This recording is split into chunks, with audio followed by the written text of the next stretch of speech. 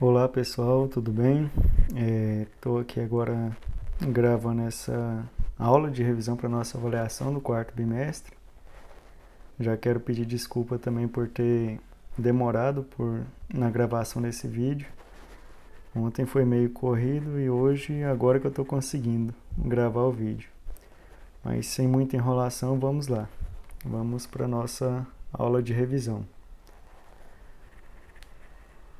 Vou abrir o arquivo, colocar para apresentar e vamos lá. Então essa é a aula de revisão para avaliação de química do quarto bimestre e vamos agora ver os conteúdos que a gente vai ver nessa aula de hoje. Nessa aula a gente vai tratar sobre equilíbrio químico, vamos identificar o ponto de equilíbrio no gráfico, identificar o gráfico de uma reação que é classificada como reversível ou até mesmo irreversível. Vamos saber também a respeito da constante de equilíbrio em termos de concentração e também a respeito da pilha de Daniell, tá? Então, esses são os conteúdos que serão abordados na prova e vamos lá para o primeiro. Então, o primeiro ponto. O que seria o equilíbrio químico? Galera, equilíbrio químico é um fenômeno que acontece nas reações químicas que são classificadas como reversíveis. O que seria uma reação reversível? É uma reação que tanto pode ocorrer entre reagentes se transformando em produto, tanto quanto o produto se transformando em reagente. E aí vem mais uma definição que diz que quando uma reação é direta, está transformando reagente em produto, já quando ela ocorre de maneira inversa, os produtos estão se transformando em reagente. Então aí a gente já tem a demonstração, né, nesse gráfico aí de equilíbrio químico. Temos aí reagente que vai sendo transformado em produto, isso é um exemplo de reação direta, e temos o caso da reação inversa, que é produto sendo transformado em reagente.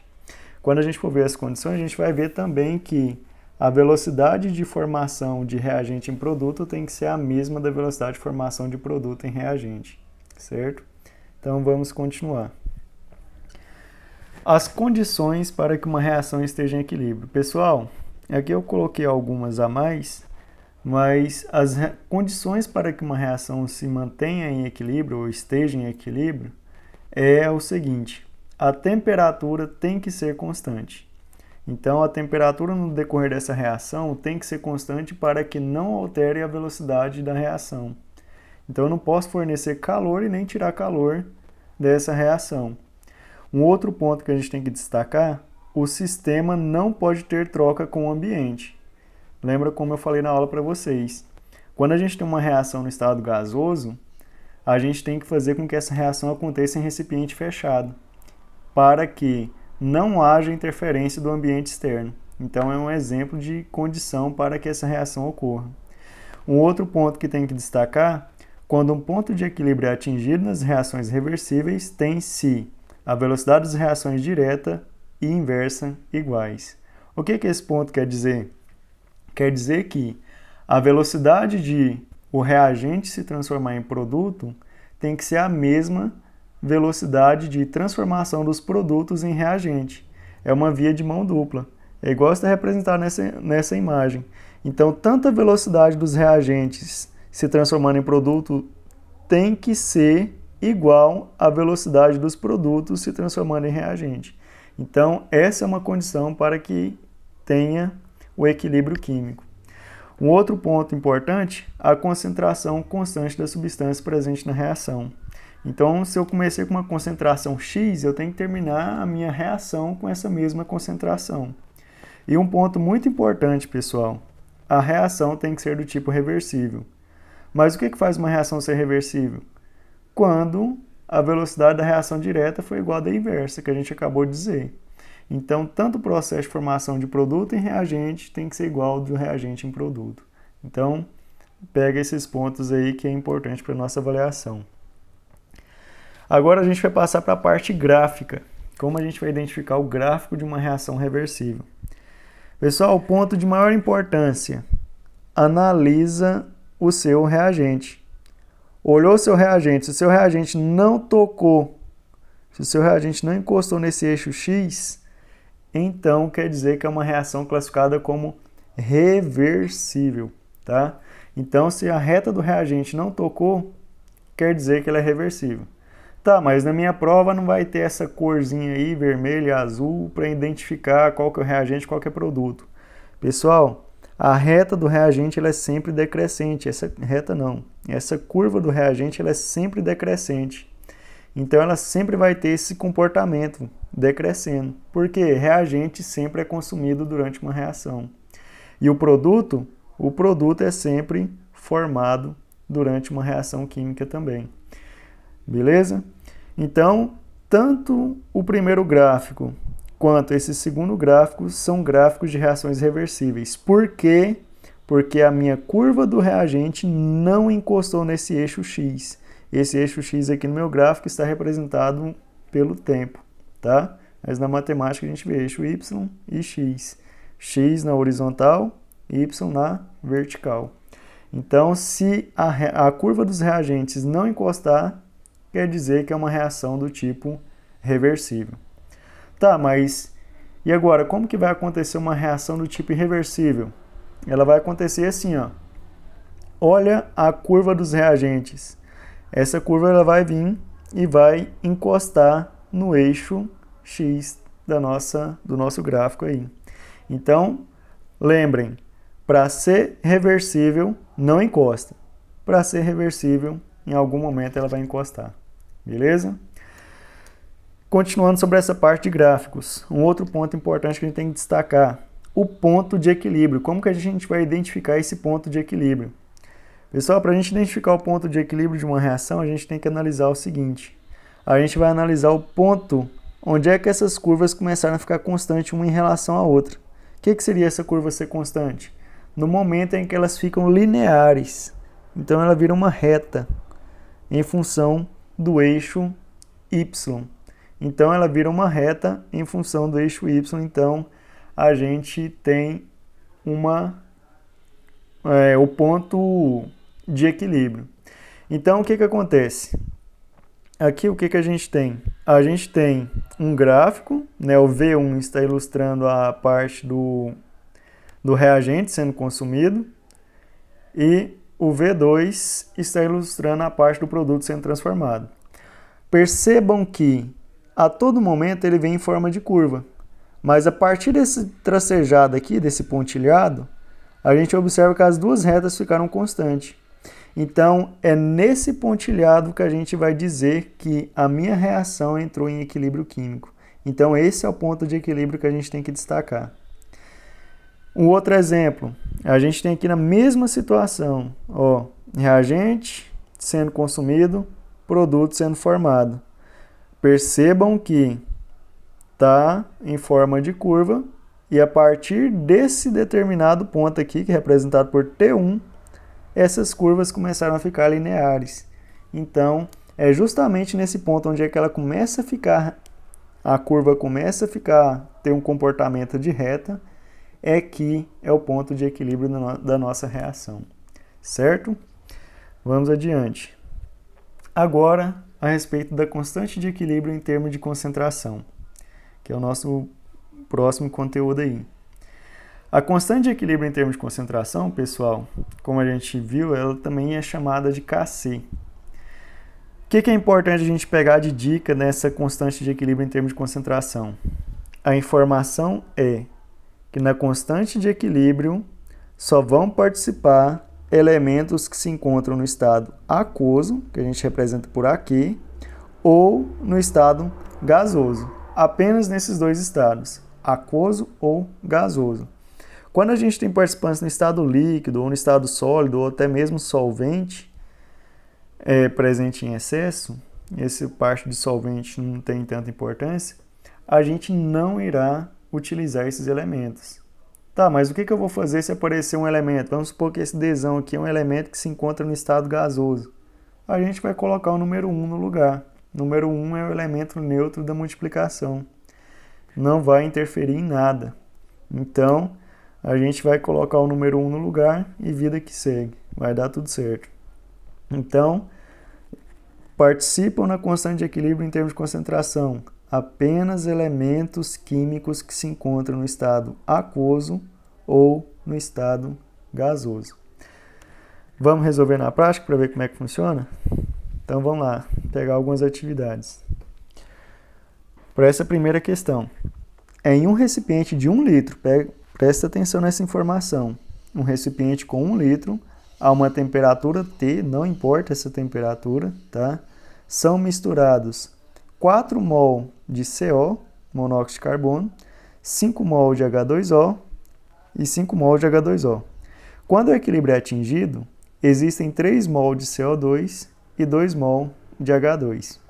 Calcule o valor de Kc na temperatura T para o seguinte equilíbrio. Então, aí a gente tem uma reação que está em equilíbrio, 2CO mais 2H2O mais 2CO2 mais 2H2. É uma reação reversível por conta dessas setinhas de duplo sentido aqui. Então, a gente sabe que é uma reação do tipo reversível. E a gente vai calcular agora qual que é a constante de equilíbrio em termos de concentração. Beleza. O que a gente tem que analisar? Vamos observar os elementos químicos que estão participando. Observa aqui, ó, o Gzinho. Quer dizer que esse elemento está no estado gasoso, então ele pode participar. O outro também está no estado gasoso, pode participar. Esse também e esse também. Então, todo mundo pode participar da reação. Então, sem problema, vamos usar todos. E aí a gente vai conseguir fazer o cálculo. Para resolver, eu vou usar outro slide aqui. Eu já coloquei também a equação aqui para ficar mais fácil para a gente identificar. Vamos pegar os dados da questão. Olha só, em um recipiente a uma temperatura T são misturados 4 mols de CO. Então a gente já tem uma concentração aí, ó. Vamos colocar aqui, ó, 4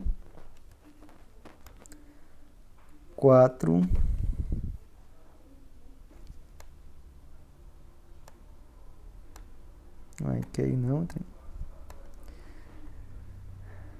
4 mol. Vou pôr o mol não, só para a gente ganhar espaço. 4 mol de CO.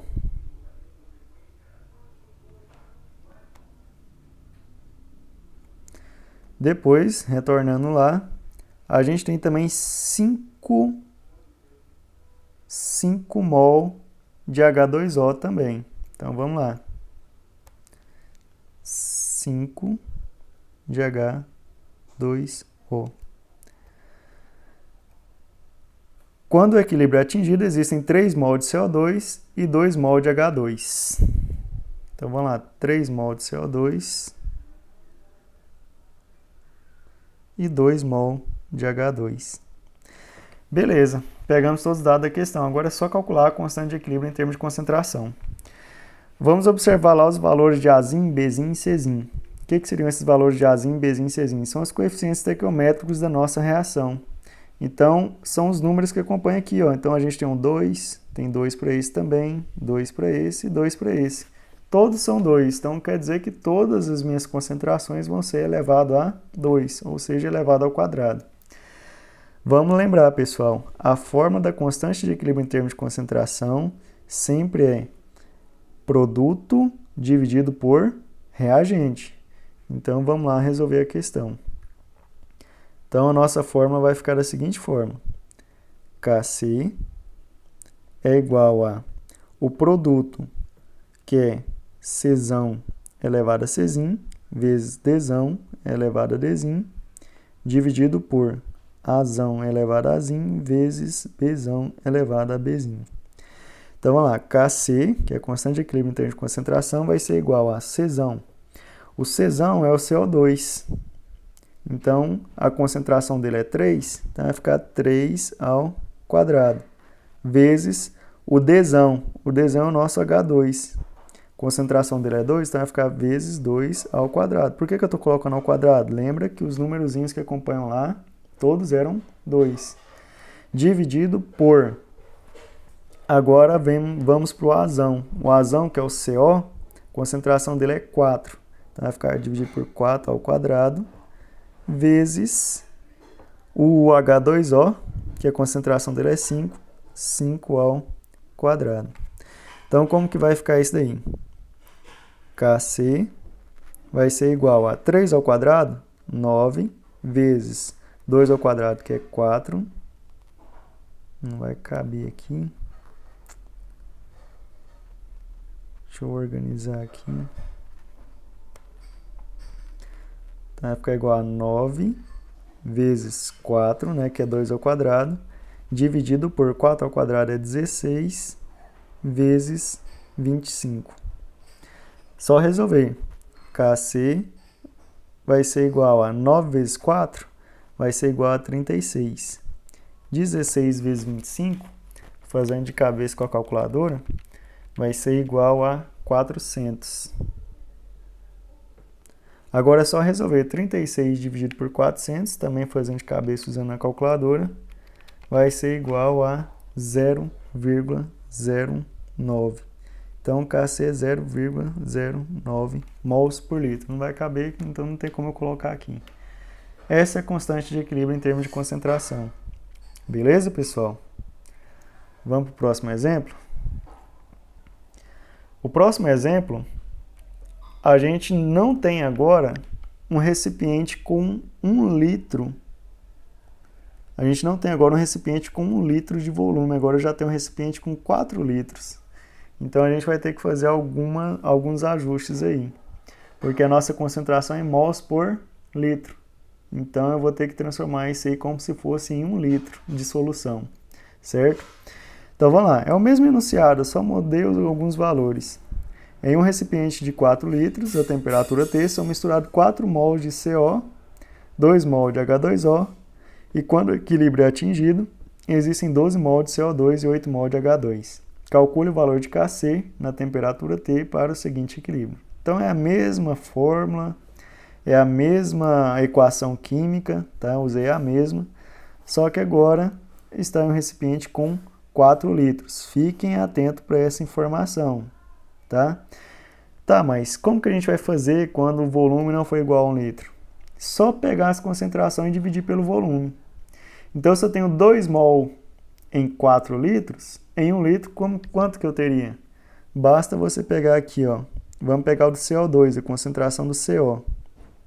Basta pegar a concentração dele, que é 2, e dividir pelo volume, que é 4. 2 dividido por 4 vai dar 0,5. Então, a concentração do CO... Opa, eu confundi. A concentração do CO é 4. A concentração do CO é 4, do outro que é 2. Então, a concentração do CO é 4, então vai ficar 4 dividido por 4. Isso aí vai ser igual a 1. Essa é a concentração do CO. Então, se em 4 litros eu tinha 4 mol de CO, que é o monóxido de carbono, em 1 litro eu vou ter apenas 1 mol, certo?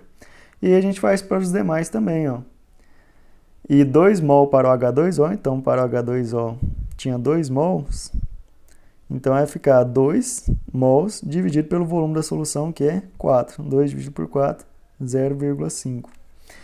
E a gente tem também, quando o equilíbrio é atingido, existe 2 mol de CO2, 12 mols. Então, do CO2 vai ser igual a 12, também dividido pelo volume 4, isso vai ser igual a 3 mols. E por fim, temos 8 mols de H2, então para o H2 são 8 mols, 8 dividido por 4, isso vai ser igual a 2. Então, pessoal, ao invés de a gente usar as concentrações que o exercício forneceu, a gente vai usar essas novas concentrações que a gente encontrou.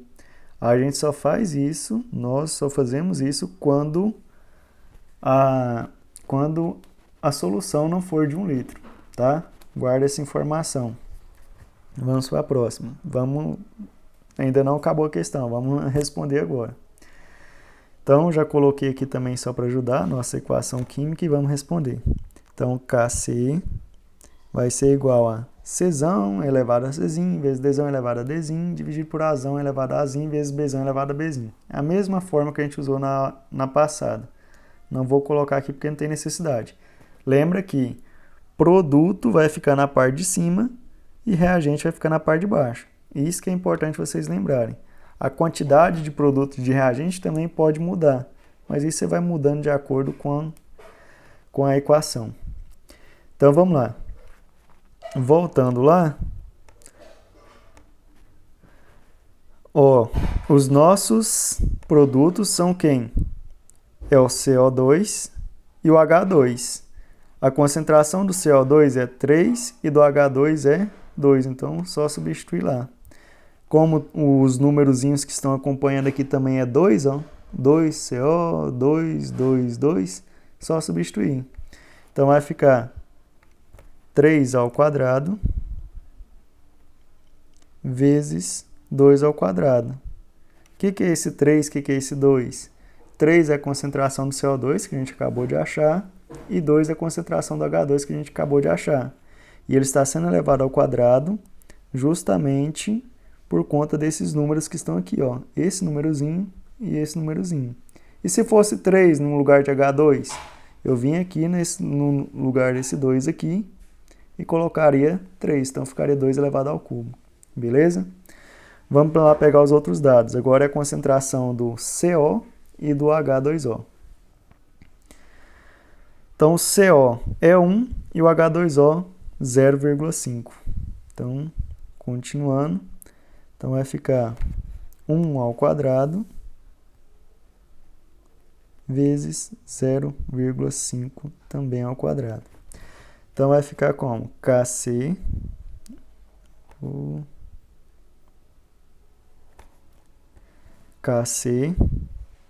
vai ser igual a 3 ao quadrado, isso vai ser igual a 9 vezes 2 ao quadrado, que é 4, dividido por 1 ao quadrado, que é 1, vezes 0,5 ao quadrado, que é igual a 0,25. Então, vamos lá, de novo. 9 vezes 4 vai ser igual a 36.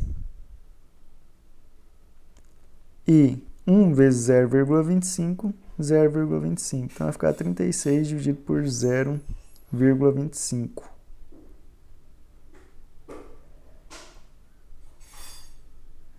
Fazendo de cabeça com a calculadora, 36 dividido por 0,25 vai dar um total aí de 144 mols por litro. Tá? Não deu um valor alto porque é exemplo inventado, criado, não dá muito certo. Então, 144 mol por litro. Beleza? Então, esse é o nosso valor do KC. Vamos lá para o próximo conteúdo, então?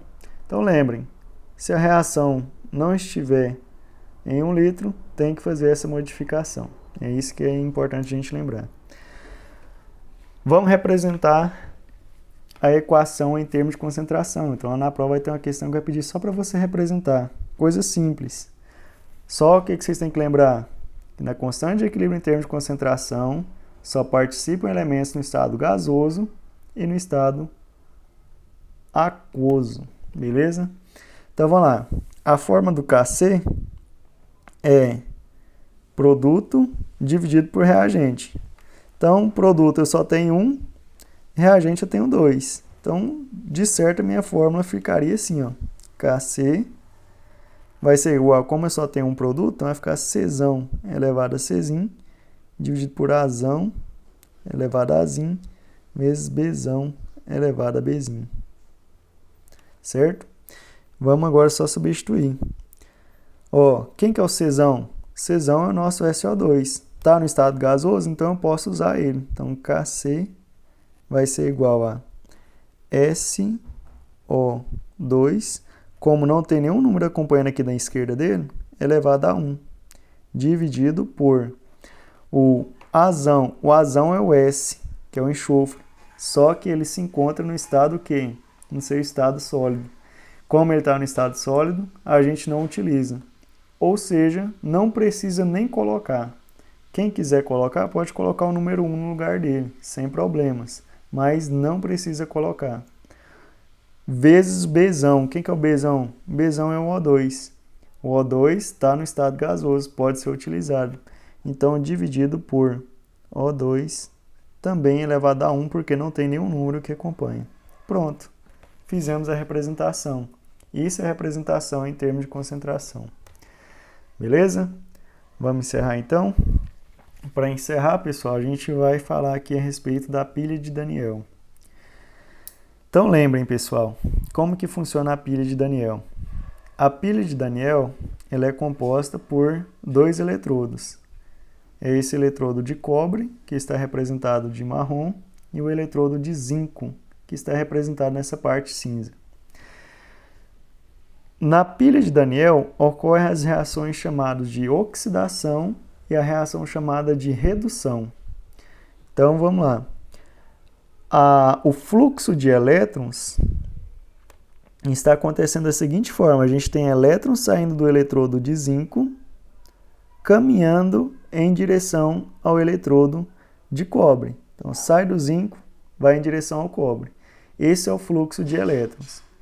E aqui, a gente tem também o caso da ponte salina. A ponte salina nada mais é do que a responsável por manter o funcionamento dessa pilha por mais tempo. Então, ela mantém um equilíbrio entre as cargas, tanto positiva quanto negativa, dentro desses dois recipientes aqui, certo? Então, essa é a função da ponte salina. E aí, o que a gente tem que destacar aqui de importante? Da onde os elétrons estão saindo, guarda a informação, da onde os elétrons estão saindo é o nosso polo negativo. O nosso polo negativo, ele tem um nome também que é chamado de ânodo ou anodo. Qualquer um dos dois nomes está certo. Então, da onde os elétrons saem é o ânodo e aonde esses elétrons chegam é chamado de cátodo, que é o nosso polo positivo. Então, lembrem, os elétrons saem do negativo e caminham em direção ao positivo. Isso é o sentido real da corrente elétrica. Não vem ao caso nosso aqui agora. Então, os elétrons saem dessa barra e vão em direção a outra. Esse é o sentido real da corrente elétrica e também podemos dizer que sai do ânodo e caminha em direção ao cátodo. Agora, o que a gente tem que lembrar? No ânodo ocorre a reação que é chamada de reação de oxidação. Então, é nesse eletrodo que vai acontecer a oxidação. Por isso que a gente vê que ele está perdendo alguns pedacinhos aqui, ó. Ele está faltando um pedaço nele. Nessa reação de oxidação, o que acontece? Nessa reação de oxidação, a gente tem que esse eletrodo começa a liberar íons de zinco 2+, que é esse Zn2+. Então, ele vai liberando esses íons, consequentemente, os elétrons também vão saindo dessa barra. Por isso que os elétrons saem desse eletrodo em direção ao outro. Então, os elétrons saem dessa barra, liberam íons para a solução e aí ocorre o processo de oxidação. Por isso que ocorre a oxidação. Perde elétrons, libera íons para a solução. Lembrando que essa solução contém o cátion do metal. Então, ele vai encher essa solução aqui, ó, de Zn2+ para a solução. Então, ele vai liberando aqui. Esse SO2 aqui é função da ponte salina, não tem muita importância para a gente agora. A ponte salina depende de cada autor, uns trabalham com cloreto de potássio e não vamos abordar isso agora. Mas o que é importante? A barra, que é esse eletrodo de zinco, ele libera íons de zinco para a solução e, consequentemente, os elétrons vão sair nesse sentido. Então, lembrem, no ânodo, que começa com A, que é uma vogal, ocorre a oxidação, que começa com O, que também é uma vogal. Então, aqui está acontecendo a oxidação. Agora, já no cátodo, que começa com C, ocorre um processo que é chamado de redução. O que seria essa redução? Olha só, os elétrons que saíram da barra de zinco vão entrar aqui na barra de cobre. Ó. Vai ficar cheio de carga negativa aqui dentro. Como a solução contém um cátion do metal, que é esse Cu2+ aí, ele vai ter a tendência de ser atraído por essa barra de metal. Quando esse metal encostar, essa carga 2+ vai anular com os dois elétrons, então ele vai ficar pregado e vai se reduzir em forma de cobre metálico. E aí que ocorre o processo que a gente chama de redução. Então, os íons de cobre vão se reduzir a cobre metálico. Então, pensa como se fosse um ímã, atraindo todas aquelas cargas positivas. Quando as cargas positivas encostam nessa barra, vai acontecer um processo que é chamado processo de redução, tá? Então aqui ocorreu o processo de redução, por isso que ele criou tipo uma casca, uma espessura maior aqui nesse eletrodo. Então, como que a gente vai lembrar? No cátodo, que começa com C, que é uma consoante, ocorre a redução, que começa com R, que também é consoante. E esse é o nosso polo positivo. No A, no zinco, que é o ânodo, ocorre, que começa com A, que é uma vogal, ocorre a oxidação, que também começa com O, que também é uma vogal. E é o nosso polo negativo. Os elétrons saem do polo negativo e caminham em direção ao polo positivo, tá? Sempre. Então, se eu perguntar na prova, os elétrons saem de onde e vai para onde? Então, lembra, os elétrons saem do ânodo e caminham em direção ao cátodo. No ânodo, ele é o polo negativo. No polo negativo ocorre a oxidação. No cátodo, é o polo positivo e ocorre a redução. Pessoal, redução não quer dizer que esse eletrodo vai perder massa. Ao contrário, ele vai ganhar massa, ele vai ficar mais pesado, porque ele vai atrair metais e vai se reduzir a cobre metálico. Então, nesse eletrodo aqui, a massa dele notavelmente vai aumentar. Já nesse outro aqui, a massa dele vai diminuir. Beleza. Guarda a informação. Nesse daqui não ocorre a redução de massa, certo? Beleza? E aí vem a ponte salina e esse movimento de elétrons vai fazer acender a nossa lâmpada aqui. Beleza? Tranquilo? Vamos para resolver uma questãozinha aqui? Então vamos lá, vamos supor que tivesse essa imagem na prova. A primeira coisa que você ia bater o olho era o quê? Nas barras de zinco e na barra de cobre. Só que nessa questão aqui, nenhuma está deformada, nenhuma juntou nada para pregar nela e nem outra perdeu pedaços que sofreu o processo de oxidação. Então, como que seria uma questão dessa? Na onde está ocorrendo a oxidação, na onde está ocorrendo a redução. Vamos identificar. Olha só, primeiro, os elétrons estão saindo de onde? Estão saindo do zinco. Lembrem que da onde os elétrons saem, sofre o processo de oxidação. Não vai caber, mas vocês lembram que é oxidação. Aonde os elétrons chegam é o processo chamado de redução.